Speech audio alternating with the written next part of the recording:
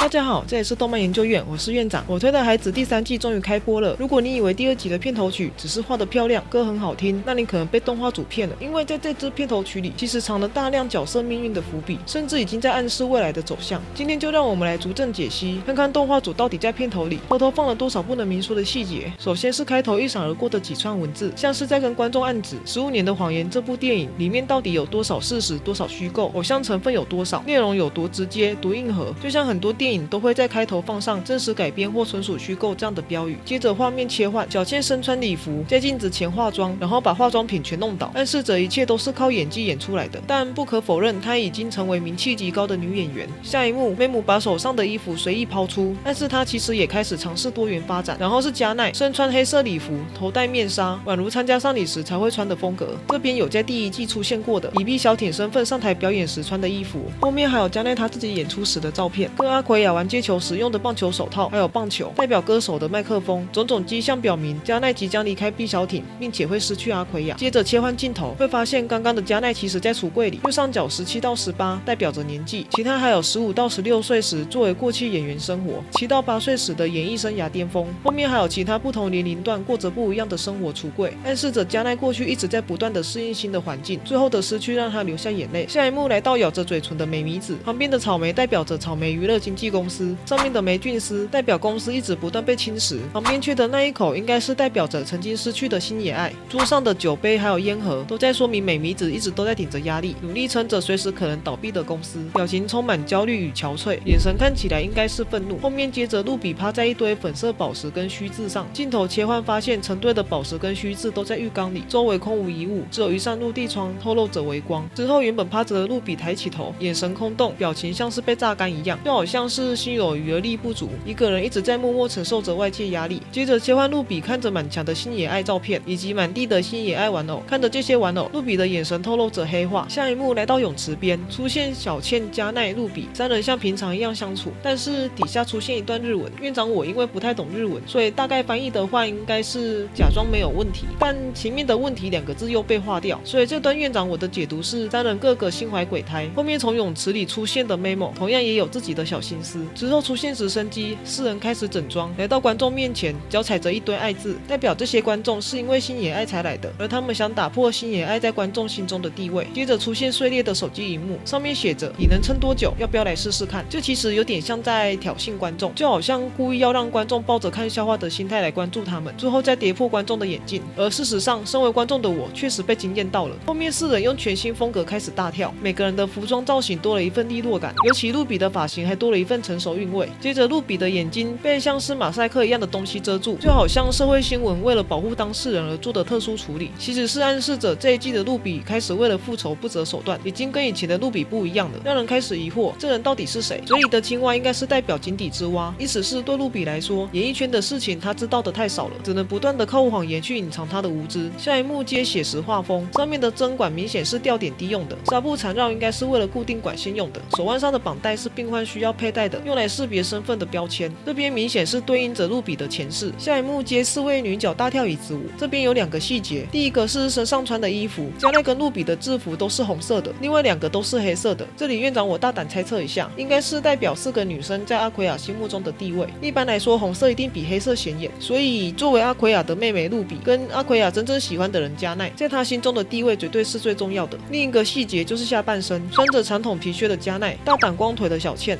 丝袜配高跟的露比，网袜配皮靴的妹母，巧妙利用不同风格凸显女生们的魅力。接着出现加奈，背上还有个心碎的爱心，代表着失恋。说实话，脖子上的红色围巾让院长我联想到米卡莎，所以其实这边也对应着加奈会如同米卡莎一样，还没交往就失去自己的爱人吗？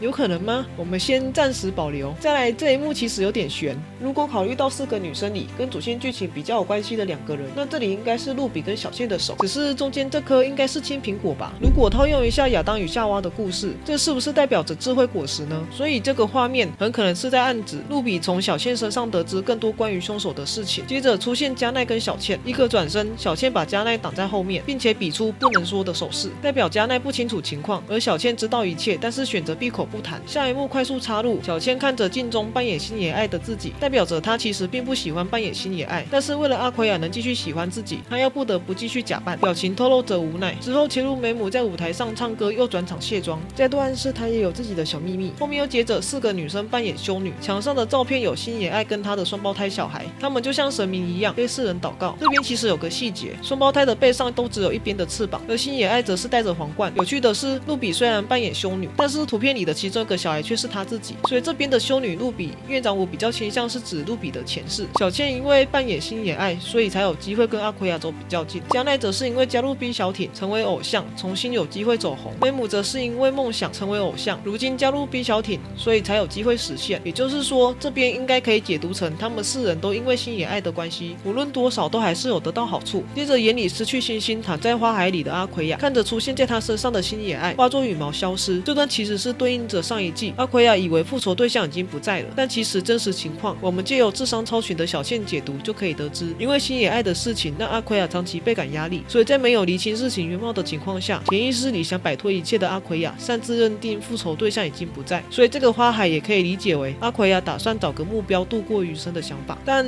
我们都知道，为了剧情需要，这是不可能的，所以这季的剧情会演到阿奎亚重新找回目标，继续复仇，对应着后面出现小时候的阿奎亚以神之子的样貌从嘴里吐出火焰，燃烧花海，强行把阿奎亚拖回现实。之后一闪而过的手写文字，意思是不成功变成人，或者也可以翻译成被水一战。燃烧的手抓住星星，这段很明显就是衔接前面的燃烧花海片段。阿奎亚重新取回星星眼，紧接着又是一闪而过的文字，意思是不论死活，看来结局应该是不会变的。身着西装，戴上兔子头套，寓意着阿奎亚会继续复仇。身上的红线代表他其实也是被操控者，而这个操控者就是阿奎亚内心坚持复仇的欲望。虽然也可以依漫画剧情解读成是萝莉神，但因为画面里没有出现，所以这边我比较倾向是阿奎亚自己内心的坚持。接着剪断星野爱身上的红线，这段应该是对应星野爱当初因为环境的关系，不得不隐藏自己的恋情，并且偷偷生孩子。把线剪断代表阿奎亚打算解开星野爱的束缚。下一段背后燃烧的火圈，中间看起来像星星眼，代表着秘密被公开，如同爆炸性新闻，瞬间串流所有的社群媒体。阿奎亚手里拿着的盒子，如同准备复仇的潘朵拉魔盒，一切已经准备就绪。看着手里的计划书走向舞台，迎面而来的是同样戴着兔子面具的露比。上一季结尾我们知道露比已经黑化，所以戴着兔子面具，如同他的妈妈一样，用谎言衬托自己。面对把秘密公开的双胞胎哥哥，非常愤怒地走向他，而他的哥哥阿奎亚全身早已被红线缠住，掉进深渊。一切的起因都是因为星野爱的离世。接着这段其实也很有趣，一条线划过阿奎亚的脑袋，然后断掉。其实这段应该是在表达阿奎亚理智线已断，做出了非常不合理的决定，所以后面才会接阿奎亚倒地，预告这个角色的最后结局。但其实院长我比较想把它理解为阿奎亚智商断线，所以结局才会倒地。最后黑色的星星蓝眼配上最后出现的摄影棚，代表复仇已经开始，15年的谎言即将开拍。到此为止就是整段片头曲的全部解析。